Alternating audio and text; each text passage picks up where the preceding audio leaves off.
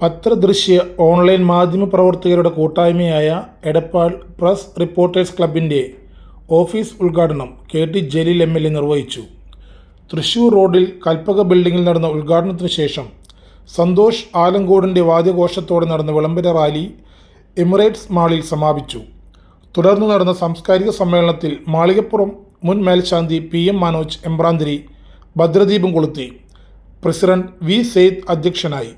അംഗങ്ങൾക്കുള്ള തിരിച്ചറിയൽ കാർഡ് വിതരണം K T. Jaleel MLA. നിർവഹിച്ചു.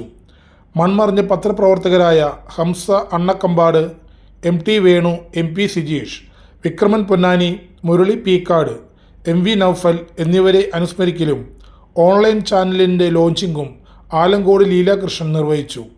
കേരള പത്രപ്രവർത്തക യൂണിയൻ സംസ്ഥാന ജനറൽ സെക്രട്ടറിയായ സുരേഷ് എടപ്പാളിനെ കേരള വിഷൻ എം.ഡി.എം. രാജ്മോഹൻ അനുമോദിച്ചു. അംഗങ്ങൾക്കുള്ള ഇൻഷുറൻസ് പരിരക്ഷാ കാർഡ് സുരേഷ് എടപ്പാൾ വിതരണം ചെയ്തു. ലോഗോ ഡിസൈൻ ചെയ്ത ഇ. ശ്രീജേഷിനെ അനുമോദിച്ചു.